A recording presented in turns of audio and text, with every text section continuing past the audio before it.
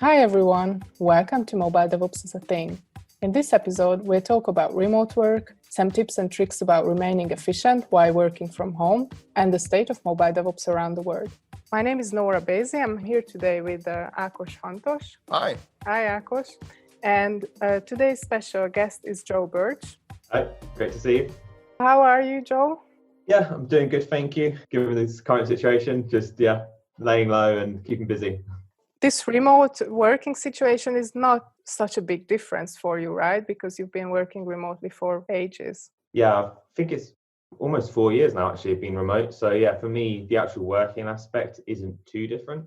But I think it's weird because it's like with all the distractions and obviously there's a lot going on and it's still finding it. I think the issue for me is finding hard to focus and get distracted by the news and stuff. So it's the same, but it's not. For those of our listeners who are not that familiar with what you do, could you introduce yourself in a few sentences? Yeah, sure thing. My name's Joe and I'm an Android engineer at a company called Buffer. We work with social media and scheduling tools. Also Google developer expert for Android and try and do a lot of work in the community for Android as well. So feel free to reach out if you want to chat about all things Android. You're a Google developer expert. Can you tell us a little bit about how this happened and what your experience was like? Yeah, sure. So I think I've been in the program for 2 or 3 years now, maybe 3 years. Basically, I started doing a bunch of writing and I started doing public speaking quite often several years ago. And I had a few friends who are developer experts and just started talking to one of them. I was like, hey, I noticed that I'm doing all this speaking and writing now and kind of doing the same things that you're all doing. How do I get in on this? Like, how do I be a part of it? I feel like I'm doing the right things and I've been doing it for a while. And yes, I kind of I just asked all my friends about it and it kind of went from there. Like I chatted to some Googlers about the program and learned about it. And there's a series of interviews to get into it, but it was definitely worthwhile. It's just a really cool experience. And I'd do the community stuff regardless of whether I was a Google developer expert or not. It's a cool process and it's grown a lot over the years and it's cool to see more people getting involved with it. Right. What is it exactly that you have to do as a GDE? So it's kind of community contributions essentially, just be active and be someone that is there for the community to they say if you want to be a Google developer expert, then you're already an expert, like someone who's an expert in their field and someone who can give guidance and advice, mentorship and professional guidance on all things technology, whatever it is you're an expert in. So for me, that's Android. So I write blog posts, I speak at events, not at the moment, because I can't travel anywhere, but open source code, answer questions on Stack Overflow, anything that's like contribution counts towards that. And how did you find the application process? Was it really difficult? Not really. I think there was 3 stages. The first one, you have to do like a community CV. So you fill out all the stuff you do in the community and like the kind of impact it's had. Then you have a hangout interview with another Google developer expert to sort of just talk about technical stuff and your experience. There wasn't really anything in there that was super difficult. It's kind of just questions on things that, if you're an Android developer, then the questions are about Android and things you're probably working with every day. And then the final interview was with someone who works at Google, which was kind of similar to the second interview, but it just felt a lot more important because it was with someone who worked at Google. So I had a little bit more stress about it, but they were quite chilled out interviews. It wasn't like a super formal process or anything. So yeah, I would advise no one to be put off by the fact that they're interviews as such. And was it a big milestone in your life or has your life changed since you've become a GDE? I think it's had a lot of effect for me, professionally. I haven't used it to change jobs or anything, so I don't know how much it affects that. But in terms of public speaking and guest opportunities for writing and podcasts and so on, it's definitely helped the awareness there. And I've also done a few things with Google, like videos and stuff, where I had Google come to my hometown last year and we shot a little series on the guitar I built. And that was through the experts program. So that was quite good for the contacts and from that perspective. Let's talk a little bit about the guitar app while we're at it. It's called ChordAssist, if I'm not mistaken. Yeah, that's the one, ChordAssist. Yeah. Tell us a little bit about it. So yeah, it's a guitar that's designed for blind, deaf, and mute people. So essentially, it has the Google Assistant built into it, and you can ask it to teach you how to play a chord. And it has several different ways in which it will teach you that chord. So it has a speaker, and it will speak the chord instructions for you. So like E string open, A string fret 1, and so on. It also has a Braille reader, so it will convert the output from the Google Assistant to Braille, and on the bottom of the guitar, the Braille pins will pop up and down to read out those same instructions, but in Braille. And then it also has a little HDMI display, so it will show you a chord diagram of where to put your fingers. And you can toggle those outputs on and off so that you can control what you want to see. And for mute people who are mute and people who can't speak, it has like a control input, so you can select the chords you want to learn. So it's kind of trying to be inclusive for everyone. That's amazing. I was going to ask, what was the main inspiration for you to create this guitar? Yeah, that's a good one. So my mum has a condition called retinitis pigmentosa, and that essentially you get like cells in your eye that die off, and when loads of cells in the same area die, it sort of clumps into black spots, and eventually it can lead to tunnel vision. So like my grandmother was pretty much blind, to be honest, by the time she reached her old age. My mum isn't blind. She can see. She's not registered blind, I don't think, but she can't drive anymore because of it. So it has impacted her life a bit. And that's the main influence behind it. Like it just got me thinking about, how my life would change if I had that condition. I know playing guitar seems like quite a small thing, but like for me, like playing music was quite a big part of growing up. So it kind of made me think, how would that have affected things that I do in my day-to-day life if I had that condition? And yeah, I thought it would be a cool thing to see if I could try and innovate on that experience. Oh, I don't think it sounds like a small thing. I think it's really important. And have you met any users of this guitar? Not yet, no. I've tried reaching out to a few like schools and communities who are involved in this kind of thing, but I think it's all been a bit bad timing. Like I only started doing this towards the end of last year, and with everything that's happening now, it's kind of put that off. But yeah, I think I'd love to get it into the hands of someone and get someone to try it and see if it's actually something that could be useful and maybe iterate on it a bit. But I just say it's interesting because like I kind of just built it. I never really built it with the idea of like, oh, I'm gonna like showcase this and like maybe make it into a product. And it was kind of just to see if it could be done. And yeah, it kind of kicked off a little bit, and it's cool to see everything that's happened for it. Yeah, I read it online that was your first like hardware related project. Is that pretty much? Like I built the Braille section before as a little like it was like a news reader. Like you could hit a button and it would hit an API and then read out a news article in Braille. But yeah, this is like that was really bad. But this is like my first proper project and kind of went all in, all or nothing. I remember when you announced it, and I was pretty surprised. I've been playing the guitar since I was like 10 or 11 as well. I was surprised that such a thing even exists. So yeah. That's pretty cool. Cool, thank you. What kind of tools did you use to like make that a thing? Can you walk us through the? Yeah, sure.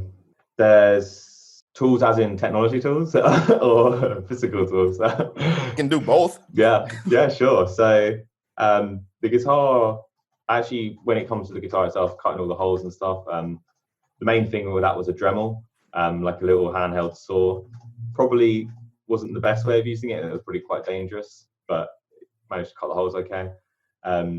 Using a Raspberry Pi for the brains of the computer, the brains of the guitar. And on the Raspberry Pi, there is a connections for all the stuff. We've got the Google Assistant. So it's using the Google Assistant SDK, and that communicates with Dialogflow, the Dialogflow API. So that all handles the side of the conversation side of things. Then also using the Google Text-to-Speech API. So when you get a response back from the Google Assistant, we convert it to a spoken voice. So it's using that side of things to speak outside of the guitar. It's using Firebase storage, cloud storage. So for the images of the chord that are displayed on the screen, it's fetching those images from Firebase storage. For the Braille stuff, that's all custom. That's just like some really like hard coded, like converting each letter in the response to a sequence of like ones and zeros, so it knows what braille pins to pop up and down. So that's all quite manual. But yeah, mainly Google technologies to build it: Google Assistant, Firebase, and a couple of Google Cloud services. Cool. It sounds amazing. Just reading that it's available from Android phones and Google smart home devices as well. Yeah, that's just the conversation side of things. So it is available on devices if people want to try it. But that was just because it was easy to upload. The main thing is the guitar. Yeah, so it's really interesting because you would never think that someone would somehow combine their experience of playing on the guitar and their experience in developing mobile apps, which is just really interesting combination. Yeah, it's a bit of a wild one. But yeah, looking forward to building another hardware project and building something that's a bit out there. Maybe one day we can try it somewhere live in Brighton. Totally. Brighton, yeah. Okay. Yeah, don't be surprised if you hear a knock on the door. Yeah, you can give it a go. We wanted to talk about your experience at Buffer. One of the reasons is that this episode is about remote work, and Buffer has been remote for years now, so you probably have the most experience in working remotely in the world. Yeah, so Buffer's been remote pretty much from the start. I don't know how many years exactly. I think it was from 2015. I read it online that it was since 2015 that they decided to go full remote, but they were hiring people remotely from 2011. Yeah. So we had a rented office. I think it was in San Francisco, but like no one went to it apparently. Like no one was going to it. No one. So yeah, I think it's probably from 2011, if that's the date you've seen, that's when we were probably pretty much remote. But I know there was an office that was just knocking around and maybe one or two people were there like every so often. But yeah, I'd have to double check the dates exactly. But it's been a while, and I think like, I don't know what it was like when they started in terms of like smoothness, but like since I've joined, even like when I joined like 3.5, almost 4 years ago, it was like, I was really surprised with how well it worked. And it was my first remote role, and I was like I remember thinking like, oh, how's communication going to be, and how is it going to be like working with someone else, doing pull requests and like pairing, and especially coming from an office work where we weren't even allowed to work from home, like, and it was really hard to get permission to work from home if we needed to be at home for like a parcel or something. So it was from one end of the spectrum to the other. So it was a bit of a culture shock. But it seems, we now like I can't fault. The only thing for me that I find hard is like when I sign off at the end of the day, like there's a bunch of people online who are doing loads of cool stuff and talking. So it's more the FOMO side of things for me that I struggle with. But we use a lot of tools and things to help us like keep asynchronous communication, and we really lean on that. And that's definitely something that's improved like since I've been there, like seeing it happen around the company. And can you mention a few examples of these tools? Yeah, so when it comes to like async communication, so you can have Zoom calls, you're going to have conversations over video, which is great, having that FaceTime, but that information can often get lost. You can talk in Slack. Again, I don't mind talking in Slack, but I think it's really easy to lose things, and if you want to know something that's happened, it can kind of just disappear. So we're heavy users of Notion, which I know has been picking up a lot of steam recently. So Notion is like I don't want to call it like I'd say documentation tool, but it's like I think it's a markdown based tool that makes you to like write company based documentation, so like handbooks and how things work and so on. We use it for a bunch of different things. Like we use it for technical documentation as well as like onboarding and team documentation, and that is constantly updated with how teams work and how specific parts of if there's like a core part of the code base, we might write a Notion document on it that's there, and like things like how core things work at Buffer are all put in Notion. So that's the kind of like documentation side of things. And we also use a tool called Threads, which is a really cool tool for essentially creating threads, conversations and stuff. Like we kind of see it as we're trying to put more stuff in Threads than Slack because it's easier to find things and it's easier to talk about things and have it sort of in one place. So Threads is kind of like you can start a discussion, like maybe you want to start talking about this new feature idea you've had, and then people can thread off of that and discuss it. So those are two of the first tools that come to mind when it comes to like our kind of async communication and documentation side of things. Right. In general, how closely would you say you're working with other teams at Buffer? The mobile team is quite small, so we're like 6 people. When it comes to working with other teams, that's something that we're trying to get more integrated with. So we do work with other teams. We have the publish team. So we have multiple products. If you don't know Buffer, we have publish, which is social media scheduling, analyze, which is social media analytics, and then we did have a tool called reply, which was like a customer service tool. So those are the 3 separate web teams, and we also have the design team as well. So whenever it comes to building features on mobile, we'll be working closely with parts of those teams to, whether it's like planning out the API, whether it's discussing the designs for the feature, or whether it's communicating things with the product manager or the EMs. We'll be in sort of constant communication with those teams during that process. Generally not the whole of the mobile team. We usually pick a point of contact, and that will sort of change per feature, just to give everyone a go at having like that ownership and that leadership opportunity. And there'd be that kind of like point of contact to communicate with the teams that we're working with. And do you have some special techniques or practices to make sure that employees or colleagues stay engaged and productive and just in general connected to each other? Yeah, that's a good one. That's definitely important, especially when you're in a fully remote company or in the current situation that we're in. So we do have FaceTime with other people. So one thing that we have is we used to use a tool called Donut. I think it's still being used. Yeah. We have it as well. Yeah. So it's like random, as you know, it's like random pairing calls. I think you could do three people in calls as well, and it's kind of just like lets you have conversations with people. And I when I first joined, it was like great for getting to know people that I don't usually work with, and I met so many people through using that. So I'd really recommend that for people who are in this current situation, or even if you're remote anyway and not currently using it.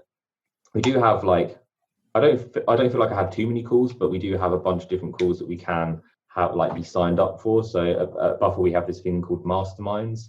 So masterminds are kind of like safe spaces to talk about anything at work or career or whatever it is.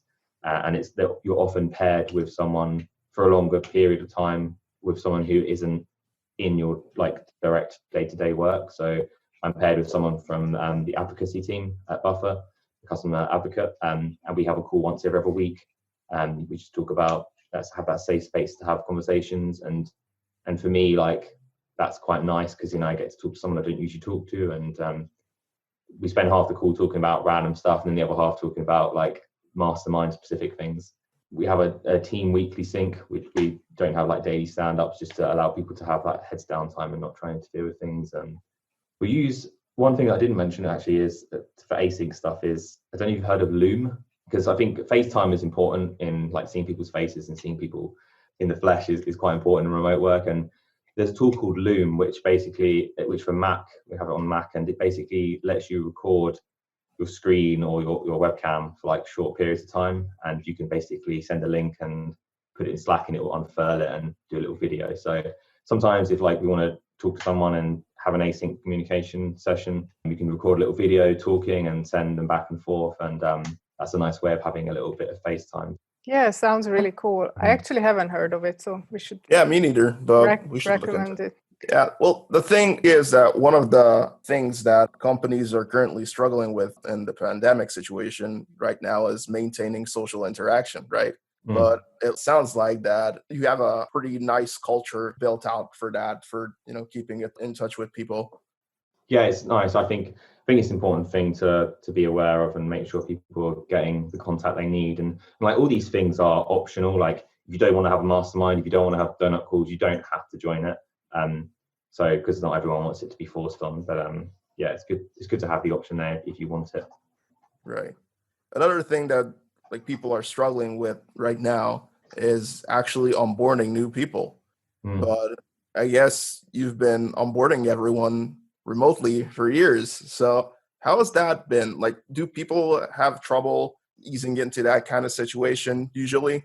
I think it depends, like it can vary per person. Like if they've been, like for someone who hasn't worked remotely before, it can sometimes take a bit to get into the swing of things. Like when I first joined, it was interesting, like switching off, because obviously I was used to going in and out of an office at the start and end of my day. And I think I remember it was hard to switch off, and I'd get a few pings from like managers and be like, oh, why are you still online? What are you doing? So it's like, for me, that was the hard thing. But I think when it comes to onboarding, we've been doing it for a while, and we've actually had a new Android engineer join a couple of days ago. So literally just been quite involved in the onboarding process and helping them get up to speed of things. What is interesting is when like seeing someone new join and they're in a different time zone. So the person who's joined is in the IST time zone, which is like India. So they're like, what is it, 4.5 hours in front of us, in front of the UK time. So obviously I can't imagine what it's like coming online and then pretty much not many people being online, and it's like, oh, this is my first day and how do I get started and do stuff. So it's all about like preparation and setting things up for them to have enough to do, and making sure you account for that difference. Right. Bit related to onboarding is constantly learning new things or just learning things online. Do you have some recommendations for online programs or trainings, or just like any course that you're taking at your workplace or that you know of that's really good? So how do I start? Like, to be honest, like when it comes to my learning, I'm trying to think if I've taken any courses online, which seems silly because there's so much out there. There's so much choice at the moment. I am actually thinking of taking a Udacity course. I'm just waiting. Like I've got a few side projects I'm working on, and when they're finished, I plan on doing a Udacity course on something that's like completely different from what I do day to day. Like if it's a self-driving car, they've got a course on self-driving cars or VR, just to sort of have a fresh perspective on things. So I'm thinking of doing one of those, and I've heard good things about the Udacity courses. In terms of general learning, like literally everything I do is just blog posts. I just read blog posts. I watch YouTube videos. Conference talks is a big one for me because they're short and they're not too deep. Like I can watch one and I can gauge whether it's something I want to dig deeper into, rather than sort of investing fully in a full course. Mm-hmm. I guess you have some ways to share knowledge with each other as well, with your colleagues. Yeah, exactly. Yeah, we have a thing called Snack Chats. So Snack Chats are like, if someone's done something or they just want to share something that they think is cool with the company, then they just schedule like a 20-30 minute conference call. And it's like, we just do it over Zoom and everyone just watches them. They do like a presentation. It's quite like low key. It's not like we don't spend loads of huge investments of time doing it. So people can just share their learnings and share it with other people, which I think is really cool. And it's really helpful for like our culture and sort of sharing knowledge, which is cool. Mm-hmm. And any offline readings, like books about mobile development or DevOps in general? Yes, I just finished reading a book actually called The Effective Engineer. I can't remember who it's by. I think it's quite a new book. I think it's only been out a few months or so. So the title says it all. It's a really interesting book. Like it's kind of like got a topic of pragmatism and good practices to have. And I think it's good to has kind of the mindset of like shipping like products, like being a product engineer kind of focus. So I really enjoyed it. Like it's one of those books where like you'll read, like when you look at it and kind of you look at the chapters and you're like, oh, I know all that stuff. Like will I benefit from this? But like after reading it, it's kind of nice to read those things and reiterate on it. So I'd highly recommend checking that out. Maybe checking out the blurb and see if it interests you. But that was a good book. That was one I'd recommend. A recent one that I've read, which I'd recommend to people. And what about your DevOps knowledge? DevOps, I'm a big fan of automation. Yeah. Well, what would you like to know? Well, so DevOps is a thing that means different things to different people. So focusing on mobile at Bitrise, we have mobile DevOps, or we talk about mobile DevOps. And I was just wondering what it means to you. Yeah, to me, like whenever I think of DevOps from like a mobile perspective, I've always been a huge fan of automation. So for me, it's like removing like the silo of, oh, we have this person who does releases, or we have this person who does this, and that's the person who does it. And I think having that automated, just, it's one less thing to worry about. It's, you add up the time that you can spend doing that, like building a release, signing it, uploading it. really adds up, and it also removes a lot of room for error. Like we've had problems in the past that have been my fault, that that we've shipped APKs that have had code in that shouldn't have been there, or like had the wrong configuration loaded because it was built locally. And that can all be avoided by having like the same machine build that every time. And another reason to bring it in was, I think I mentioned briefly about silos, and I think allowing everyone to ship stuff and allowing to share that responsibility is like really empowering, rather than like being able to ship the stuff you've built. I think is really empowering. So yeah, that's what it means to me. It's empowerment and automation, making our lives easier. Would you say that in the past few years, because obviously it's a new thing, have you seen big changes in this area? Well, you have, but what are these big changes? Or do you remember what it was like before? The change is it's getting easier and it's a lot more accessible. I remember when I started Android development, I remember working on a Jenkins server and trying to get stuff configured, and it was a nightmare. Like it was doable, but it felt very like custom and very like difficult to do at the time. It was quite early in my career, and it was a bit of a struggle. Like I said, it worked, but it shouldn't. I always remember thinking like, this shouldn't be this hard. This shouldn't be this complicated. And over the past few years, and there's been so many more things come up that it just made it so much more easier. Like Bitrise, for example, and then there's other services. Having a nice graphical user interface to that's hosted, and you don't have to worry about that side of things to handle it for you is really powerful, and I think really can empower a lot of people. What do you think makes mobile development different than web development? Not only in terms of DevOps versus mobile DevOps, but just in general, what do you think are the key differences there? The main thing I think of when I try and compare them is the whole release process. It's so different. Whenever I've done web stuff, and if I do an API change, a buffer, and ship it, it's like that's it. I click deploy and it's gone, it's there, and then someone else can click deploy a few minutes later and it's live, and it's like instant. With mobile, like and on web, if you make a mistake, you can just like roll it back, revert it, and it's fixed. With mobile is like so less forgiving. Like if you ship something, especially at the moment, the Google Play times are slow, the review times, because of the current situation. We had a build the other day that we released, and it took 3 days to go live. If you ship something on mobile and something goes wrong, you can't just fix it unless you've got it under like an application mode or a feature flip. Then it's fair, but shipping something that's broken can, it's not so forgiving as it is on web. And that's the one thing I always think of when maybe that's my negative side showing, but that's the one thing I always think of when comparing the two.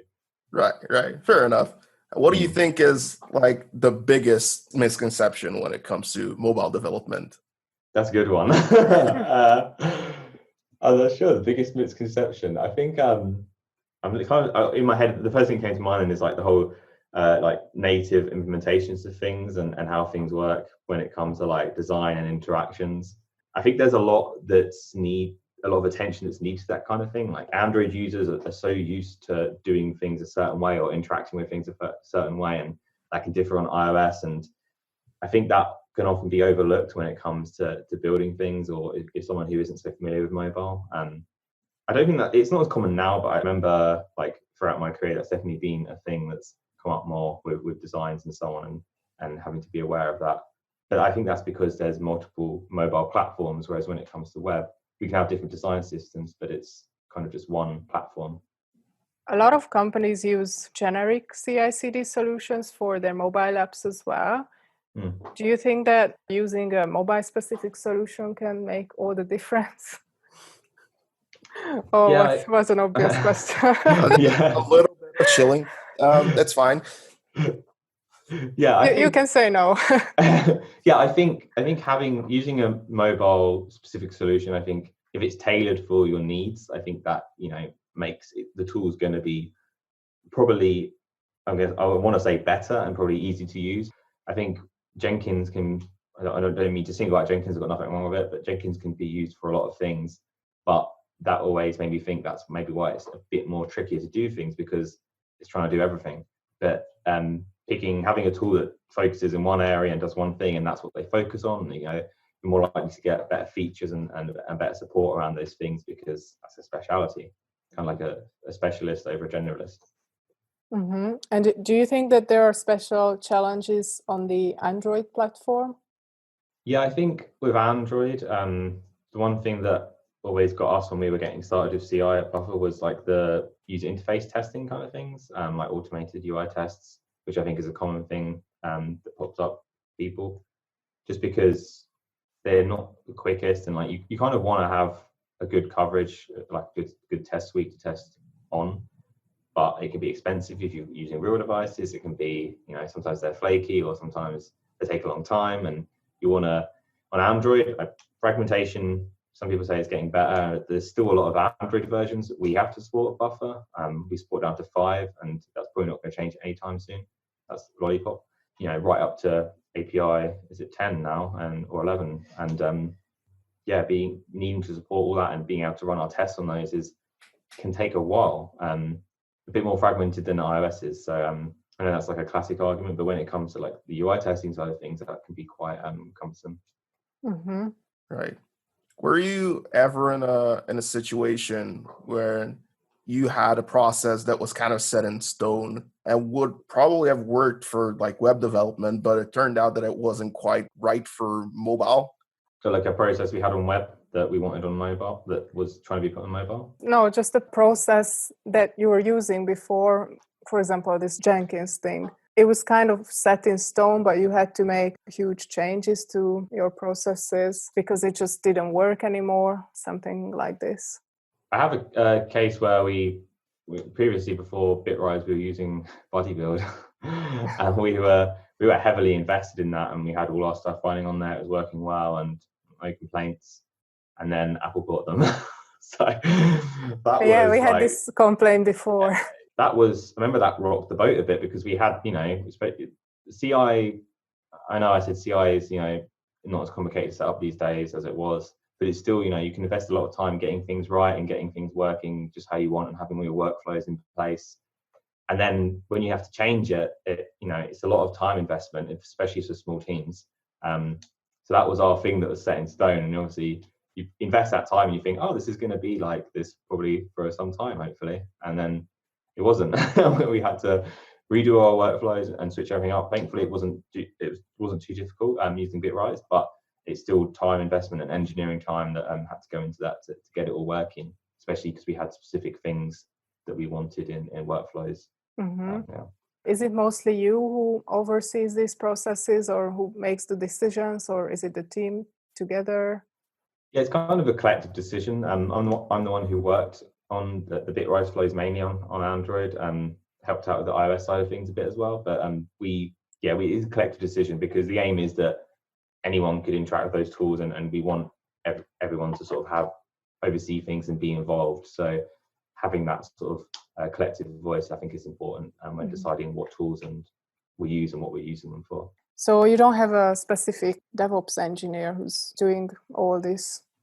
Not on the mobile side. We have a systems team at Buffer who focus mainly on web. But when it comes to the mobile team, we do things ourselves currently. Mm-hmm. And do you think, hypothetically, in other companies, do you think that it's generally needed to have a DevOps engineer, or not so much? I think so. I think, especially as a mobile team, I think that's just as important now. Having someone who can focus on maintaining those and keeping an eye on them. It depends on the company though. We wouldn't need one like a Buffer. If using Bitrise and stuff, it's easy to configure and it's really flexible. So using that would be fine. But if you're a part of a bigger company, there's so much you can do with CI and CD, like optimizations, like scripting and custom things to get your build times down and improve processes, and so much you can do. So having someone or a team or someone dedicated to that would really allow you to sort of utilize that fully. And I think the teams could benefit from that, but it just really depends on the company. I think it would be a cool job. Mm-hmm. Thanks. Right. Most of the developers are aware of DevOps as a thing usually, right? But mobile DevOps is kind of a new thing when it comes to the whole scene. And that is kind of why the name of the podcast is Mobile DevOps is a thing. Because, especially as a Google developer expert, what are your experiences when it comes to like people recognizing mobile DevOps as a separate thing? That's a good one. I don't have, I'm trying to think, I don't have too much experience on that side of things. It's interesting because I don't see it talked about much. Like I don't see, so I wanted to give a conference talk last year and this year about mobile DevOps, and I was trying to do some research on it and just to see what was out there, and literally was not much at all. Most of the stuff that came up was the Bitrise blog posts on mobile DevOps. So I was like, oh, okay, this is going to be interesting. And it was weird because the talks, they could not have got accepted for any reason, but the talk didn't get accepted at any of the conferences that I submitted to. Some other talks did. And that made me think a bit like, is this like a point of people maybe not understanding it, or maybe not seeing it as the importance of it? Which was interesting. And I think that's kind of, it could be, like I said, it could be for any reason, but it kind of interested me a bit, and I'm going to try again to get a talk together for that, because if it is a thing of people thinking maybe it's not so important, then I think that's good, because that's a chance to educate, and that shows that these discussions are needed. So I think that's the main kind of experience point I've come in with that. Right. Well, obviously it's only making its first baby steps as of right now, but it's popping up more and more. I was actually wondering, did you ever see like some of the major players in the industry like recognizing it? Like, what do you think Google thinks of it? Yeah, I've been thinking recently whether Google are going to make any moves in this area. I've seen a few people playing with like Google Cloud and doing builds and stuff, but it's quite involved, and it's not something that anyone could just get together with and build. I do think, like I said, I don't know, but I do think it must be on their minds. And it wouldn't surprise me if something did happen over the coming years, like even if someone started playing with something or put something custom together and Google get interested, or Google roll their own thing. Apple bought Bodybuild, but they haven't done anything with that. But I keep like me and the iOS engineers at Buffer keep saying like, oh, I wonder when they're going to do something with it. A, it makes sense, but B, there's enough good tools out there that do the job anyway.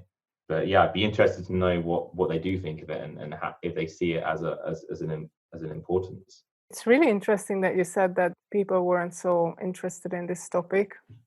Yeah, as Akos said, it's taking its first baby steps. That's how we think of it as well. But I think in the future it's gonna become more important as mobile becomes more and more popular. I mean, widespread or important. I was wondering what you think about the future trends in DevOps. What do you think we can expect in this area?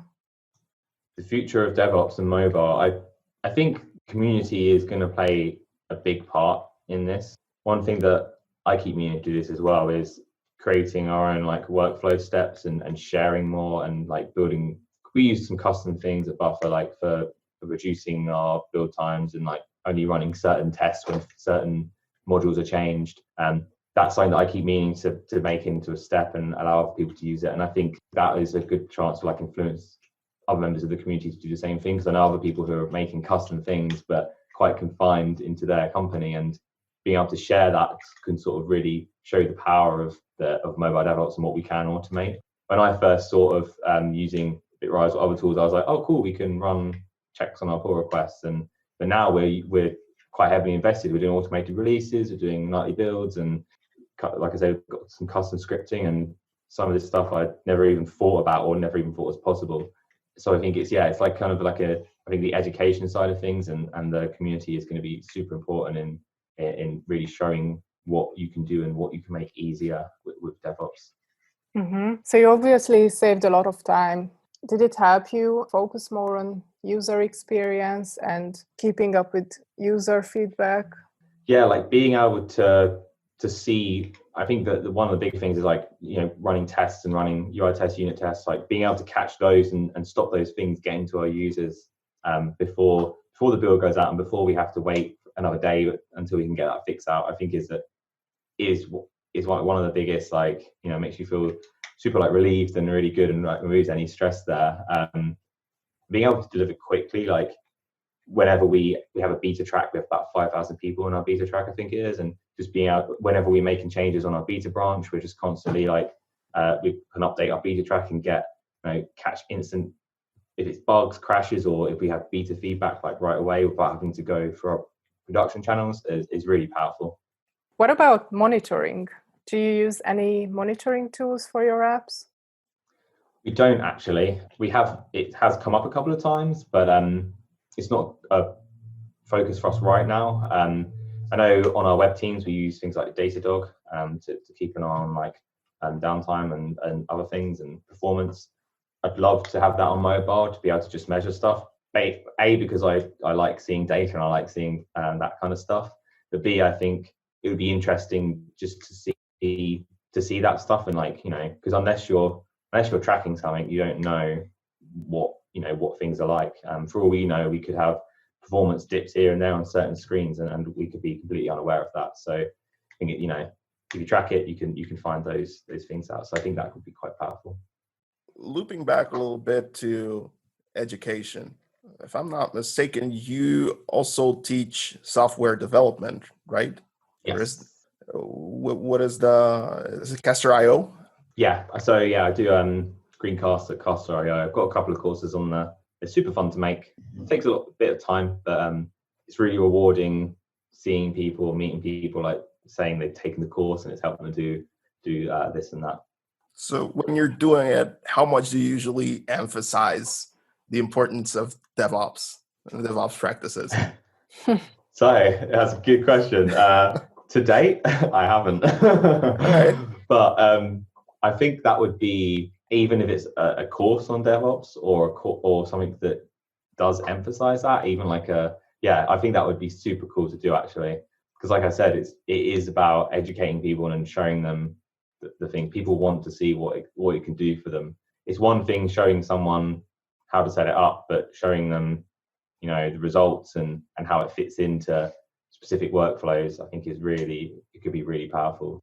Yeah, I'm not sure if Bitrise are thinking of doing that or if free course idea, run with it. Yeah, it's yours. But I think that's a really cool idea actually. Would definitely love to think about that some more. Cool.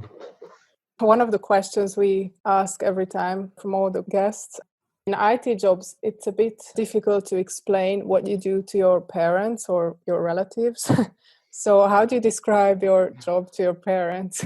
I like to think my parents are they're not like super tech savvy, but they kind of understand things. Whenever I explain it to my parents, like when I first got my job, I was just like, I build the things that you use on your phone. That was like it. And my parents were like, okay, yeah, that makes sense. They were more weirded out by the whole remote thing. Like they didn't get that at all. They're like, so you're working for this company who you never met and they don't have an office? And that was the main thing. Explaining my job to my nan is another story. That's interesting. Yeah. I kind of just show her my phone and say, I build stuff for this. And she'd be like, oh, what do you build? And it's like, just like on your TV, things you watch on a TV and kind of like interactions on the device. It's really funny. Some of us, someone from this company had this comment from, I think, a grandma, like, isn't it time to look for a real job? Yeah, yep. Like, come on now, stop kidding yourself. Yeah. It's interesting. It's interesting seeing the differences between generations, especially like I said with the remote thing. That is I know a lot of people have had similar reactions from their families. It's just not a common thing, I guess, especially for certain generations. Right. Well, it might be a little bit more normalized now. Yeah. Given the current situation. Yeah, true. Yeah. Doesn't seem so special now, does it? Yeah. Well, we're really lucky that we still have our jobs.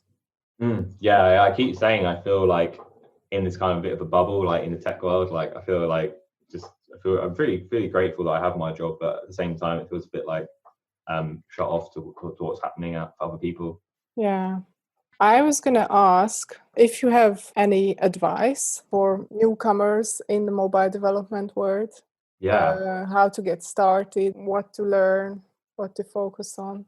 Yeah, I think looking back, like from the advice I'd give to myself is don't get too caught up in all the standards and the ways you should do things. Like just build something, and see a result. Like it took me so long to get something together that was actually like a working app, because I was so like, oh, I need to do this way, I need to do this that way, and I need to use this official library. Like even if your code's bad or not so great and you're using things that, you know, other people aren't using, if you can see a result, I think that's so important to be able to hold something in your hand and be like, I built that.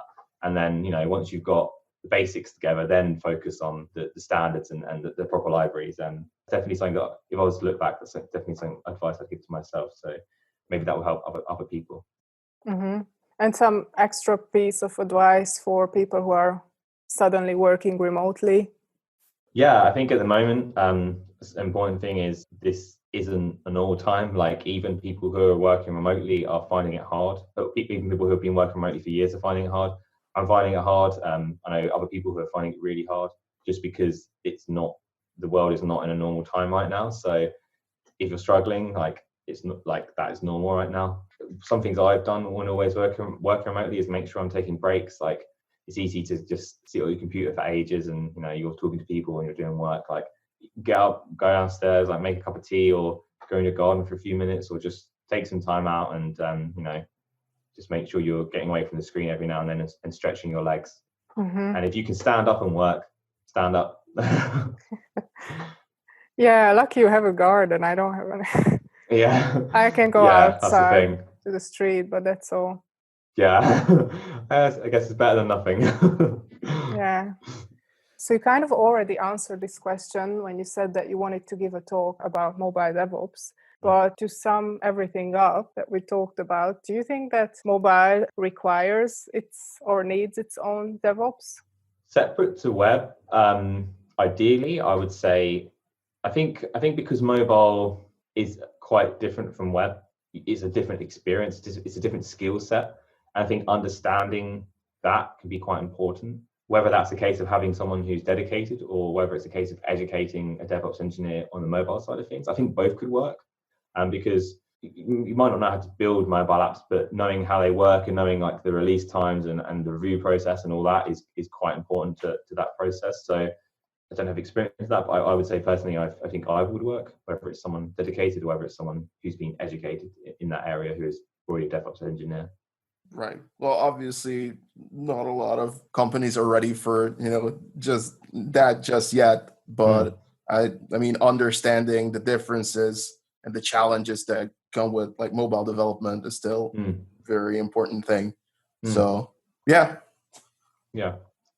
And I guess that could be a stepping stone, is education for an existing engineer and then realizing the potential and extending that to a new hire. Yeah. Did you have any topics that you wanted to bring? I wanted to ask if Bitrise has any plans for like future, if there's anything in the pipeline or to do with like enhancements or features around mobile DevOps moving forward in the coming future? Yes, we would like to cover the entire app development lifecycle or DevOps lifecycle. So we're working on a monitoring add-on as well and an insights tool as well. Nice. That'd be cool, monitoring. I did think that, like when you asked about it. Yeah, we're working on it. Actually, I think it's an open beta right now. Yeah, it is. I'll check it out. That'd be cool. Thanks for that. Yeah. Nice. All right. So I think that's all the time we had for today. It was lovely to meet you, Joe. And thank you so much again for coming to this podcast. Yeah, thank you so much for coming. It was nice to have a chance to talk. If any of you are interested in Joe's projects and all the work that he's doing, go and check out his Twitter at Hi There Joe, and see you next time.